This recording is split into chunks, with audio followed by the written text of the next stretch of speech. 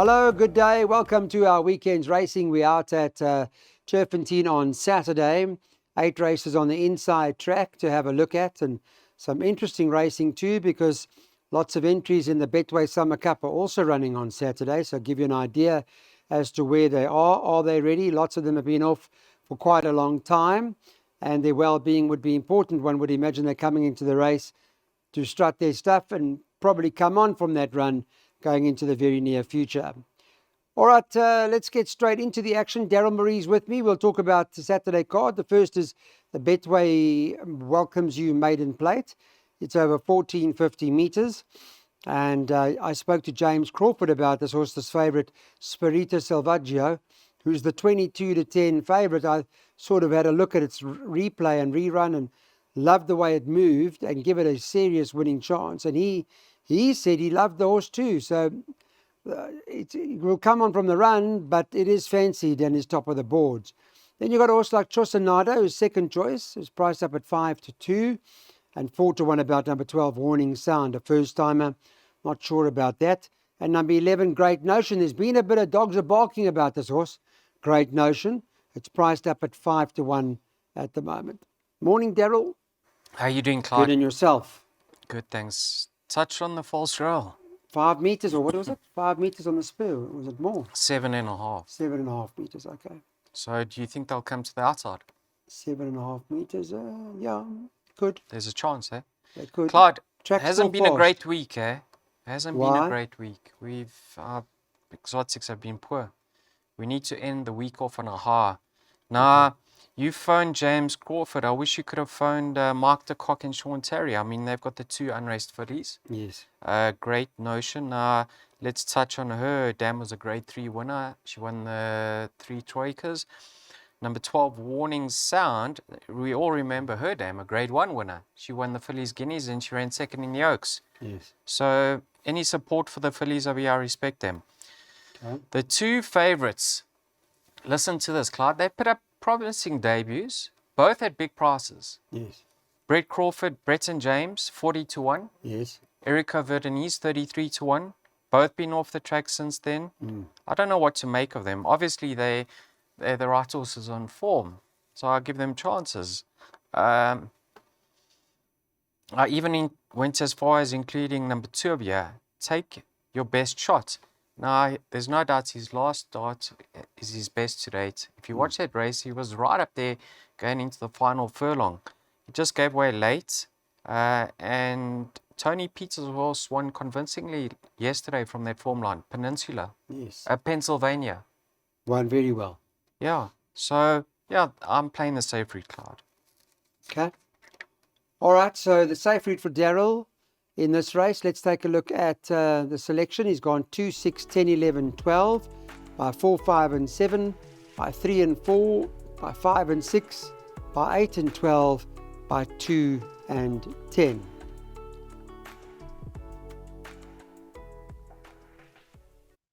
So the mowing horses are not running yet. They've been taken out. Angel's Wish and Azuka, not happening. That leaves us with a field of, 5 runners that'll go to the gate. They rode them over 2,600 metres. Joe Soma, in this particular event, got quite a strong hand. He's got Demover and Royal Mazarin. Demover's the favourite at 16-10. That's number 4 on the card. Second choice is number 3, Sneak Preview, who's priced up at 22-10 for Lucky Houdalakis. Lorenzo Karim has got number 5, Snow Moon, in here at 7-2. Joey's got Royal Mazarin. That's currently priced up at around 5-6-1. And number 7, Rainy Season, you can get much the same. All right, so I don't know about pace and what the story is going to be. Yeah, how slow they're going to be going. I'd imagine slowly. Yes. They're going to crawl all the way around. I'd take evens that Muzi is going to push forward and probably try lead. Yes. Yeah, you said Wayers horses don't take part. The one of them Or one of them do. remains Rainy Season. Have a look at him, Clyde. And that's got a chance, eh? Back in the day, this horse actually went a mile and a half for 2,400. So he's been the distance in the past. I mean, right at the top of his form line. Let me get this right before I misquote myself. Well, second from the top, right? He ran behind Royal Mazarin. Have a look at that. That's right. Over 2,400. It's quite a bit of a turnaround. 8 kilograms. Yeah. We know Wayo with stayers. Yes. I've included him. That form line's worked out well. Argus Sanctions won again. Flag bearers won from there. No, I like he's his got a serious chances. chance. Yeah, 100%.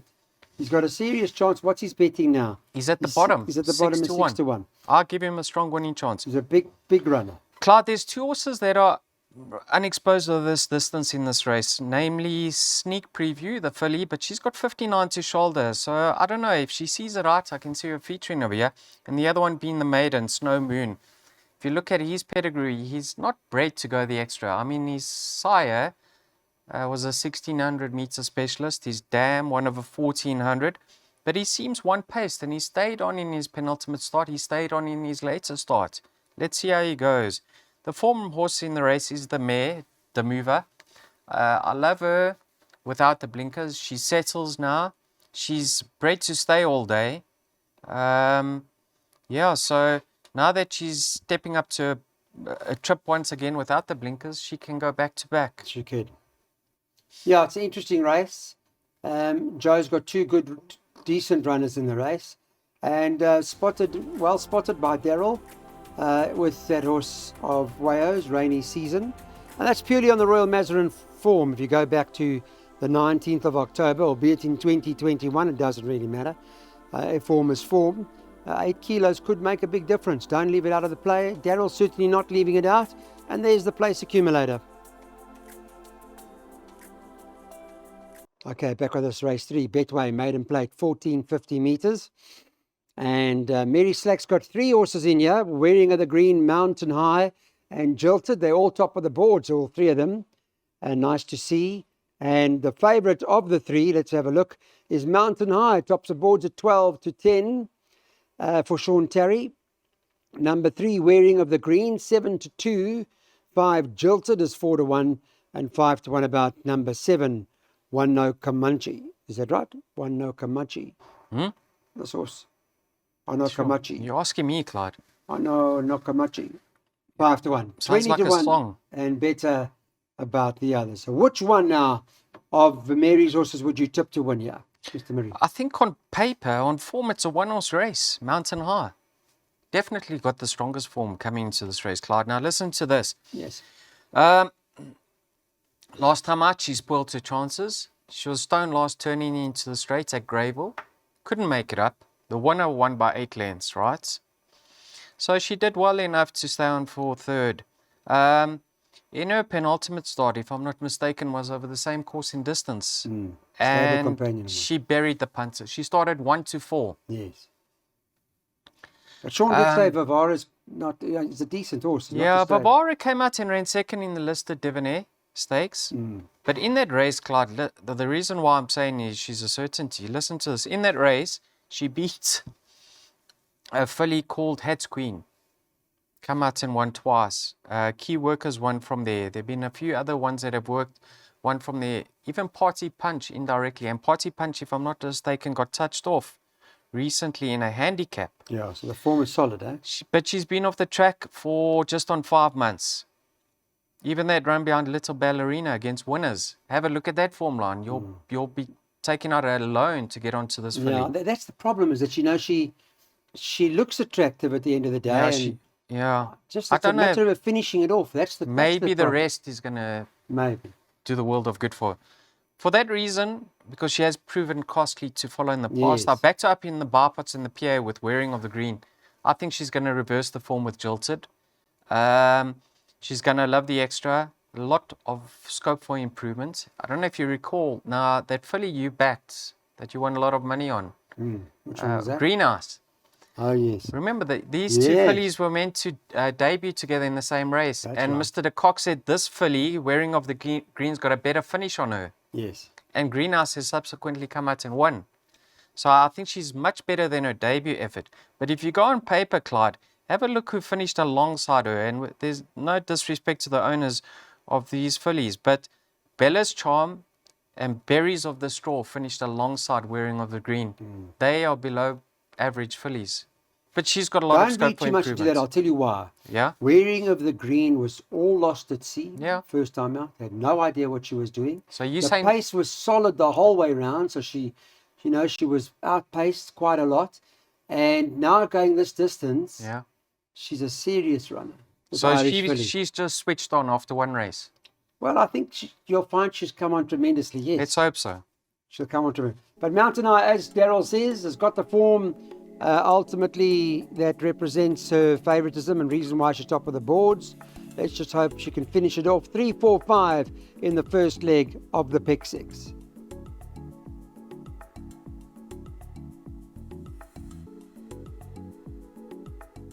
Okay, welcome back everybody. Let's take a look at our next event on the card. Race number 4, the start of the jackpot. It's a handicap 96 over 2,000 metres. Competitive race. Tamarisk Trees, the favourite at 17-10. We do this on the Friday, remember. Second choice, number 6, Apache Sun, and that's priced up 33-10. 3 Imperial Masters 9-2. 7 Thunny Player is 9-2. 2 Scarlet Pimpernel, they've gone to look for Per Stradum, is 8-1 to ride this horse, the Aussie team. And 1 Sugar Blast is priced up 10-1. The one other in the race at 10-1 is number 5, Hawkbill. I thought open. Clyde, I wish I could have gone field, but you know what? I can't go field. I mean, my perms would have been too costly. So I've taken a stance here. I've gone very thin, and I just pray that I get through this opening leg. What is this? Of the jackpot 1? Yeah. I've only got numbers 5, Hawkbill, and 6, Apache Sun. Now let's touch on the current favourite, Tamarisk Tree. I mean, he's really in good form. But if I included him, I had to include, listen to this now, Sugar Blast, Clyde, and Thunny Player. Now, Thunny Player, I didn't think moved well to the start last time. If you like his chances, please watch him go down. If he's stretching, I think he could be a serious player over here. Now, Sugar Blast, we've heard from Tony Peter in the Track Talk interviews that the son of, he's an erupt, was off and he put on so much weight. Poor Peter actually said he went obese. And so he's needed his 2 comeback efforts. He's now having his peak run. He should be nearing peak fitness. And he's getting the 2.5 kgs. Daryl, there's a case for every single horse here. Yeah. There's a case for every horse. So you've got to take if you want to take a chance, and you're taking a chance with a horse like Hawkbill, who's 10-1, who's got to have a claim in a race like this. And Apache Sun, as you say, well, and so be it. I would have had to go field. Imperial Master, if you watch his latest replay, he was desperately unlucky. Sure. I mean, the jockey pulled the trigger 800 metres out, hit the front with 400 to go. I just think he's better at the Vaal. That's my only reason for leaving him out, but I'll give him a chance of here. So now the horse I really like is Apache Sun. He spoilt his chances last time out, Clyde. Watch the replay over there. Just see how he jumped. I mean, his race was done and dusted at the start. And Argo Ali proved himself again yesterday. Tyron Zaki has made it clear from day one, the son of Apache needs ground. The further he goes, the better he'll be. He's unexposed of this distance. I think he's crying out for it. Argo Ali franked that form. One other runner, one other winner, namely Atarime, who finished alongside Apache Sun. And then if you like Apache Sun's chances, because you can just pull on through his latest effort, you have to respect Hawkbill. Hawkbill played up terribly going to the start. Maybe he overdid things. Maybe they managed to put a lid on him now. Marco knows him better. And look at the weights, Clyde. More importantly, I think he's 1.5 kilos better off with Apache Sun, and he's another one that's going to love the step up to 2,000. So I've gone 5 and 6 with a preference for 6 Apache Sun. Well, Hawkbill ran 1.5 lengths to Homer the Brave, and Tyron will know Apache Sun and Homer the Brave to put the 2 in the same ring, what his thoughts would be. But it's an interesting race. Just 5 and 6 for Daryl, albeit there's a case for every horse here. Anything can win, but we're taking our chances. 5 and 6 by 4, 5, 6, 8, 9, 12 by 2, 3, 4, 10, and then bank a 4.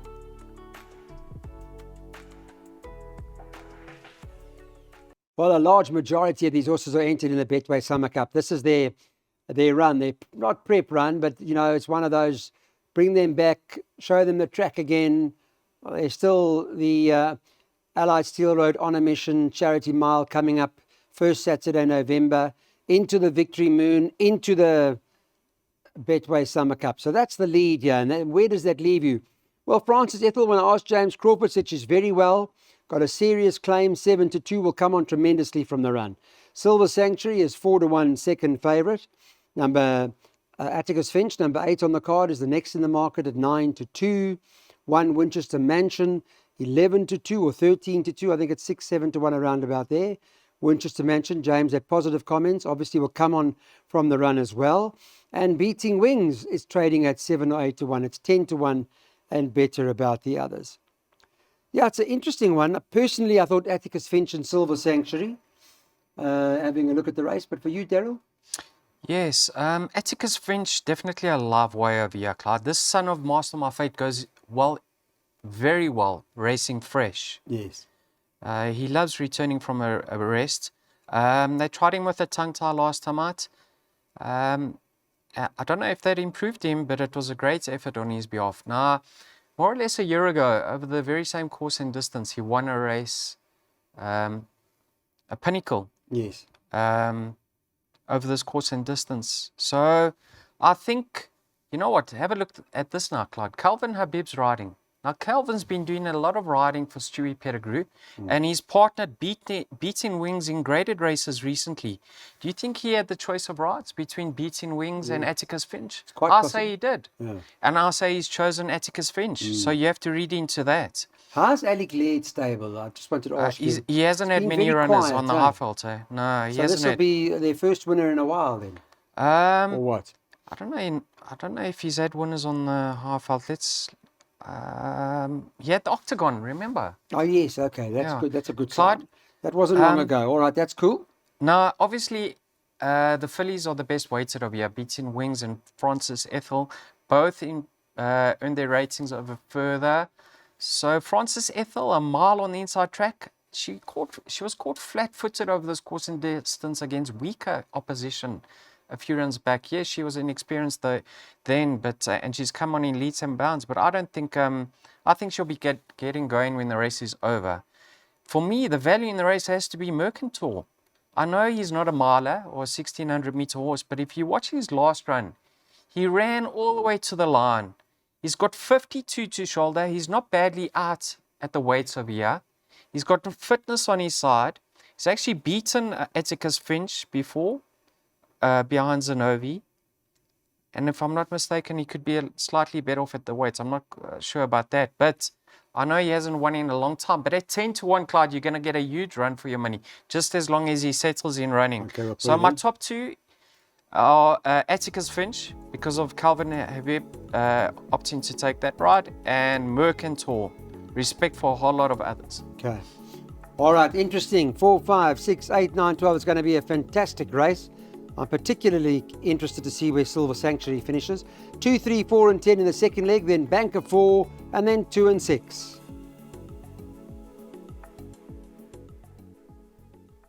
Okay, welcome back. This is the Progress Plate, sponsored by Betway, over 1450 meters. Another very good race, quality horses that are running. I'm particularly interested in Gimme Another Chance personally, but I'll ask Daryl about that. Let's have a look at the Betway market. We're doing this Friday, and on Friday, number 10, Fatal Flaw, topped the boards at 17 to 10. James Crawford did say that Fatal Flaw's got a serious claim, and that, you know, at the end of the day, she's only got 50 on her back, and she's very, very well. Second choice, number 3, Gimme Another Chance, is 4 to 1. 2, Tail of the Comet, 9 to 2. I think it's his first run back as a gelding now. And number 4, Guy Gibson, is at 8 to 1 with the Africa House at 8 to 1, 10 to 1 and better about the others. What do you make of Fatal Flaw with 50 on its back? Sure, she must be a serious runner, Clyde. I mean, she's only found quid pro quo too good for her in her last 2 starts. Yeah.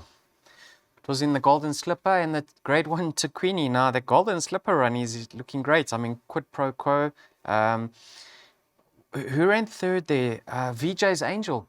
Yeah, all come to. She beat VJ's Angel, and she beat Just Reckless. Last time out, she was well clear of the balance of the field, herself and quid pro quo. There's quite a bit of pace over here, Clyde, which is going to make it interesting. I mean, I don't think she wants to be too far off the pace with 50 kilograms on her back. I think she wants to be certainly in the top 4, turning for home. But you got the likes of Daring Dash, who loves to get on with it, and the best weighted, who is slung in at the weights, Gimme Another Chance. Yeah. And what's interesting is Gimme Another Chance, he's fitted with a set of blinkers now. On paper, it shouldn't be a race. I mean, he's is the horse to beat. But his last effort when returning from a layoff just over Can we ignore that run? a week ago, Clyde, he was a spent force, 400 meters home. Can Look how we far he ignore was that? beaten. I see that. How yeah. much could he have come on in a week, Clyde? Yeah, but something wasn't right there. Wasn't Yeah. he too handy? Maybe I he don't was know. too handy. I don't know. Let's see how he goes. But I like the filly's chances, Fatal Flaw. But the horse, I know he's out at the weights, but a horse who's high class and who hasn't been seen at his best recently is Tail of the Comet. Yeah. I think Arun and Vaughan are going to have a great race over here. They got 2 real live wires. Maybe, just maybe, the gelding has sorted out Tail of the Comet's issues. Because, for him to get beaten 10 lengths and then just on 20 lengths, there's no horse in the world that can beat this horse at his best by 20 lengths sure. over a distance suitable to him. So, with a lot of pace in the race, I think he is going to settle. Let's hope there's no aggravation in the race and issues with Tail of the Comet. And Striker's on, and when it comes to those sorts of things, Striker will, for the safety of the horse, he'll just stop riding. He'll just say, no, this horse is not doing what it's supposed to do. He'll just say something's not right. So let's hope it all goes according to plan. We don't see that, No, it's sorted out. The gelding sorted him out. Beautiful, beautiful. All right, well, here's a look at selections for the race. 2, 3, 4, 10 by Banker 4 by 2 and 6. Divided handicap, fillies and mares. They're going 2,000 meters. Penultimate race at Turffontein on Saturday afternoon. And let's have a look at what the Betway market was doing on Friday morning. Number 4, Forgiveness, is the favourite at 22 to 10. Second choice is number 6, Avo on Toast, who's priced up at 4 to 1. The third choice, number 5, I Am Regal, is at 9 to 2. And number 3, Apache Fighter, is priced up at 6 to 1. 8 to 1 about the balance of the runners, 8 to 1 and better, that is. And in your jackpots and your perms, I see you bank at Forgiveness, so you make this hard to beat. Very hard to beat. But if you're not as bullish as what I am, Clyde, you are more than welcome to add whatever you want. But if you want in my second pick, it is number 8, Darling Harbour. Now let's touch on Avo on Toast and I'm Regal. There's nothing separating the two of them. If you add one, you have to add the other. Sure.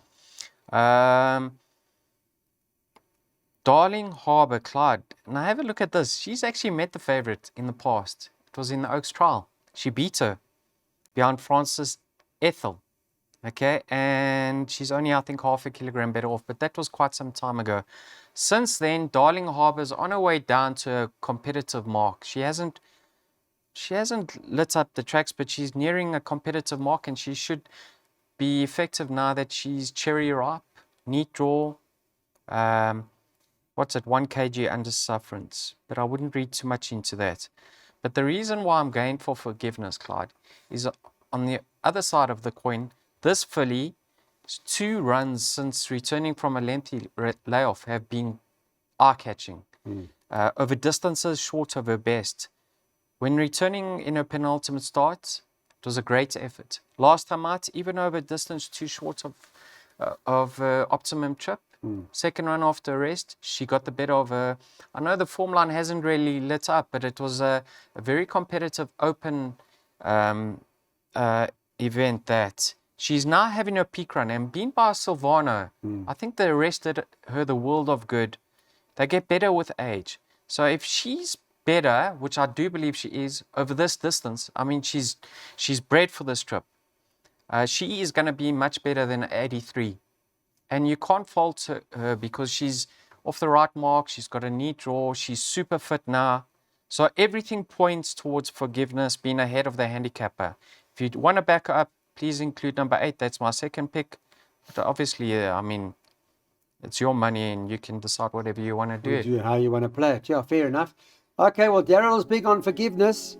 And he believes that this distance is what she's ultimately looking for. She's been further than this, and she never disgraced herself. So she's in this race with a serious winning claim.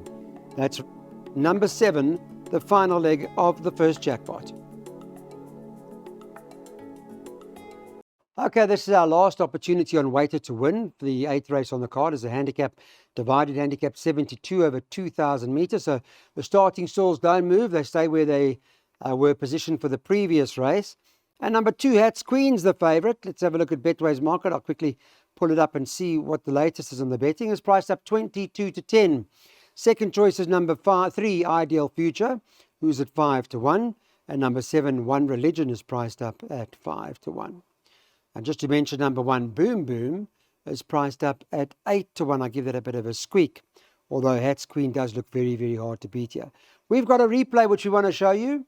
And this is what happened last time Hats Queen came through, Daryl, and seemed to win rather convincingly.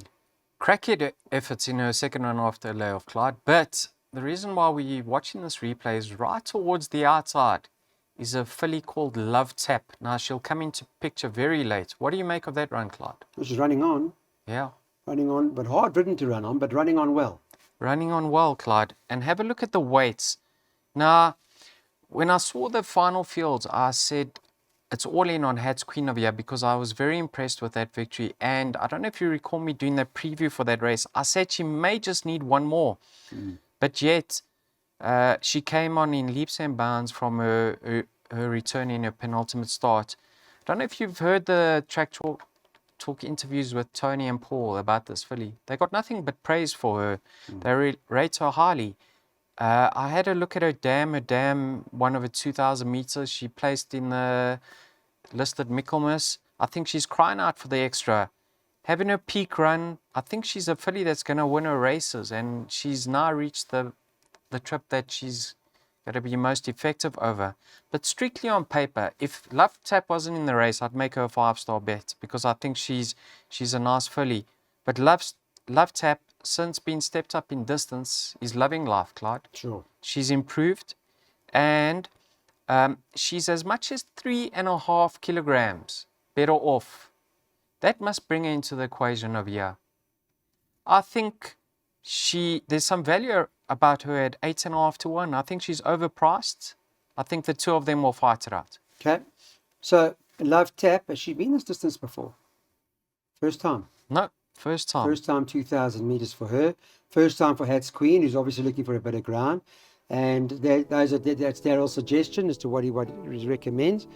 And I suppose one to also just consider for Trifecta's quartets, should Darling Harbour run a decent sort of race, or if it did in the previous race, then don't leave out Boom Boom. But swingers 2 and 6 here.